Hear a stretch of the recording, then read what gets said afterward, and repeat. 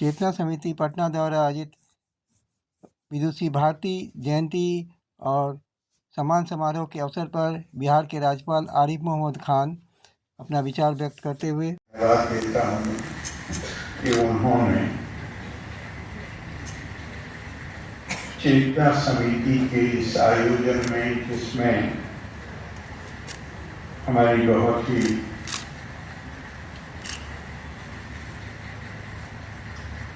मातृशक्ति को सम्मानित किया, उसमें मुझे भी आमंत्रित किया और धन्यवाद। और आज का दिन उभय भारती जी, जो मुंडन मिश्रा जी की पत्नी थी, शायद कल था महिला दिवस, परसों था। तो आपने महिला दिवस के साथ इस कार्यक्रम को जोड़ा है कि मुझे लगता है कि महिला दिवस के साथ भी जोड़िए और इसको ज्ञान और प्रबुद्धता के साथ भी जोड़िए।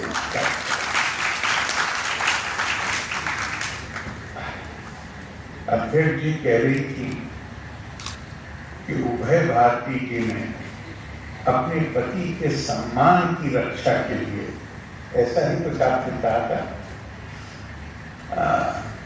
उन्होंने शंकराचार्य आदि शंकर को मजबूर कर दिया अपने तर्कों से कि उन्होंने अपनी उस अभियान को बीच में ही छोड़ के और फिर उनके प्रश्नों के उत्तर देने के लिए 4 महीने या 6 महीने का समय मांगा। मैं इसे इस तरह देखूंगा कि ये पहली घटना नहीं है आदि शंकर के जीवन में। इसे मैं ये कहूंगा कि ये आदि शंकर जैसे महाज्ञानी को ज्ञान की पूर्णता का आभास कराने के लिए,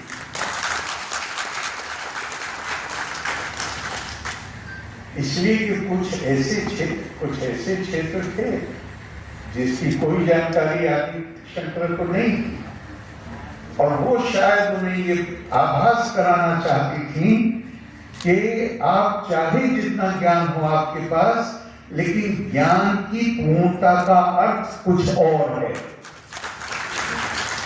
और ऐसा आदि शंकर के साथ पहली बार नहीं हुआ। अद्वैतवाद के पढ़ने का, और उस कम उम्री में क्या उनकी समझ थी कि जब नर्मदा के किनारे अपने जिन गुरु को ढूंढते हुए जा रहे थे, वो मिल गए। गुरु से ही गुरु का पता पूछा तो गुरु को उत्सुकता हुई कि इतनी कम उम्र का बच्चा ये मेरे पास इसलिए आना चाहता। तो गुरु कहते तुम कौन हो? क्या जवाब है? यहाँ बड़े विद्वान बैठे हुए हैं, आज मुझे ध्यान आ रहा है, 6 श्लोकों का है निर्वाण शतक, 7 श्लोक। शुरुआत करते हैं, पूछा तुम कौन हो ये तो बताओ। मनोबुद्ध अहंकार चित्तानीना न चा श्रोत जीवे न चा घ्राण न चा व्योम भूमि न तेजो न वायु चिदानंद रूपा शिवो हम शिवो। उस भाग के उस कामगुरी में ये उनकी चेतना का स्तर था। और फिर आगे न चाप्राण संज्ञे न वै पंचवाक्यु न वा सप्तातु न वा पंचकोश न चा व्योम भूमि न तेजो न वायु चिदानंद रूपा शिवो हम शिवो। और आखिरी ये चेतना का स्तर जिसका हो वो महाज्ञानी, वो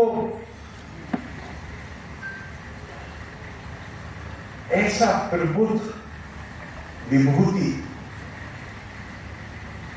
बनारस, मैंने कहा ये पहला मौका नहीं था जो उभय भारती जी के साथ पेश आया। इससे पहले भी ऐसा मामला पेश आया। बनारस में गए नहाने के लिए गंगा। अब तो एक बात का प्रणेता जो कह रहा है मैं ये भी नहीं हूं, मैं ये भी नहीं हूं, मैं ये भी नहीं, मैं ये चिदानंद रूपा शिवोहम शिवो, मैं तो सचेत आत्मा हूं, चैतन्य आत्मा है। अब वो आ रही है नहा के बनारस। अब तो बनारस बदल गया, तो उनके जमाने में गलियां और भी संकरी रही हों। सामने नजर आया एक चंडाल अपने 5 कुत्तों को लेकर खड़ा। ये गंगा नहा के आ रहे। तो ये सब गौर करिएगा, ये सोचने की बात है कि बहुत सारी चीजें हम बगैर सोचे समझे उन संस्कारों के नतीजे में जो हमें अपने परिवार से मिलते हैं, अपनी पृष्ठभूमि से मिलते हैं, हम उसके मुताबिक अपनी प्रतिक्रिया देते हैं। तो अद्वैतवाद का ऐसा प्रणेता चंडाल से कहता है गच्छे गच्छते, रास्ते से चल जाए।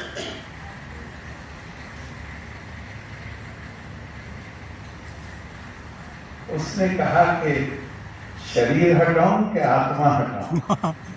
बनारस का चंडाल शंकराचार्य उसके पैरों पे।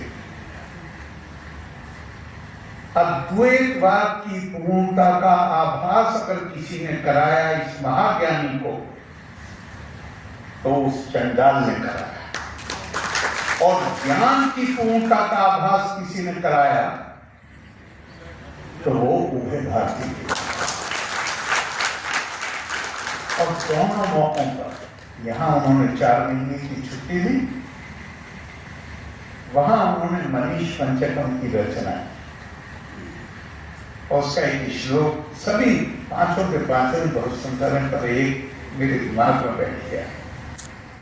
जगत सकलम चिन्मात्र विस्तारितम सर्वम चैतन्य विद्याया त्रिगुणाया शेषा मया कल्पितम इत्थम यस्य गिरा मति सुप्तरे नित्या परे निर्मले चंडालोस्तु सातु द्विजोस्तु गुरु नितेशा मनीषा मम।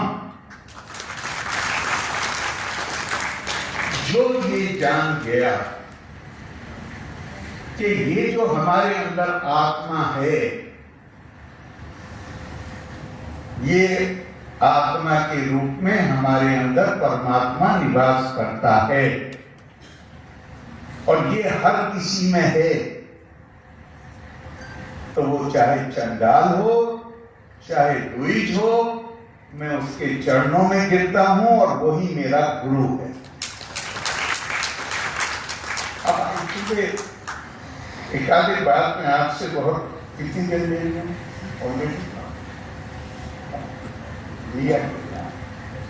10 मिनट ऑलरेडी, जल्दी खत्म करता हूँ।